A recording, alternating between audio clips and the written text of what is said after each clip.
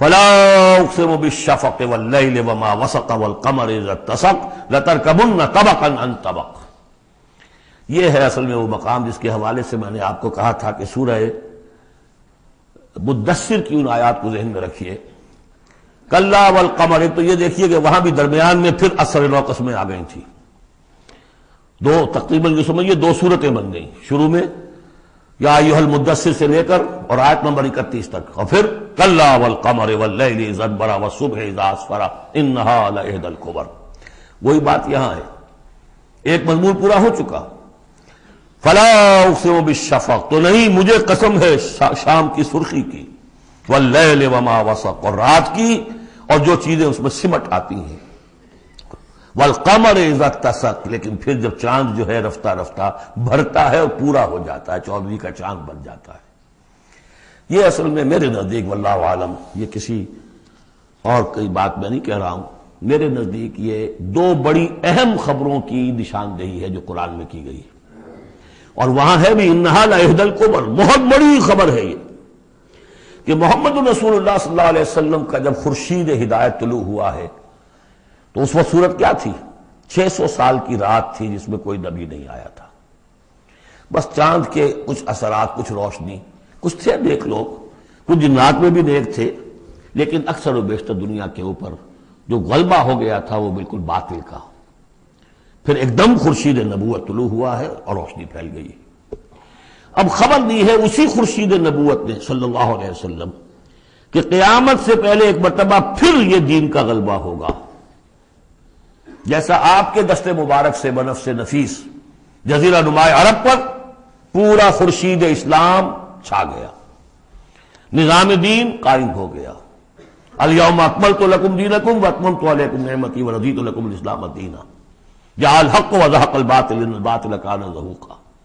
اور اس کے بعد یہ کہ خلفاء ثلاثہ کے زمانے میں، حضرت علی کے زمانے میں کوئی توسیع نہیں ہوئی، حضرت ابوبکر، حضرت عمر، حضرت عثمان، خلفاء ثلاثہ کے زمانے میں توسیع ہوئی.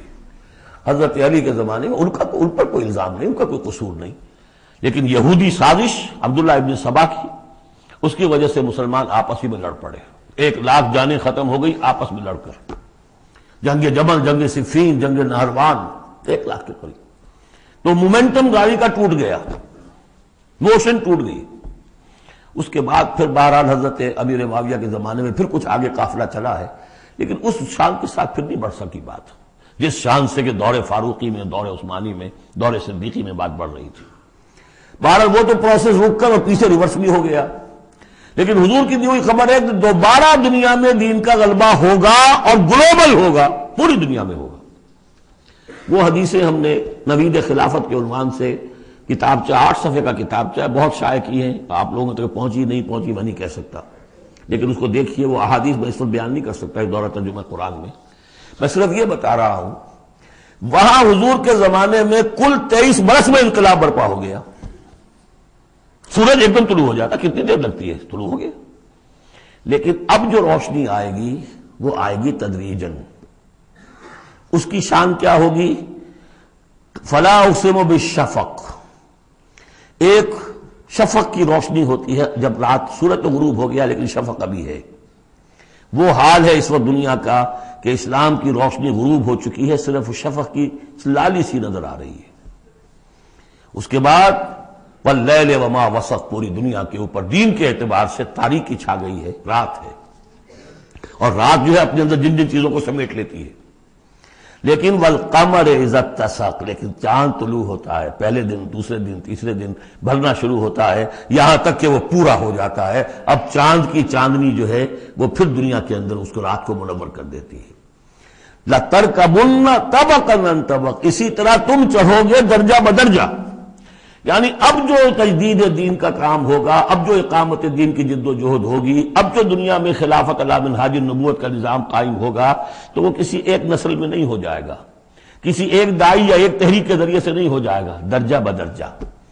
کسی نے ایک کام کر دیا، علامہ اقبال نے فکر کو واضح کر دیا کہ اسلام مذہب نہیں دین ہے، اور جدا ہو دین سیاست سے تو رہ جاتی ہے چنگیزی. یہ ایک وحدت ہے.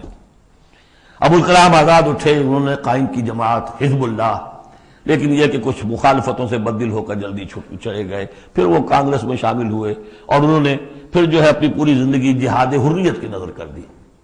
پھر مولانا مودودی اٹھے، ایک وہ جماعت اسلامی بنائی۔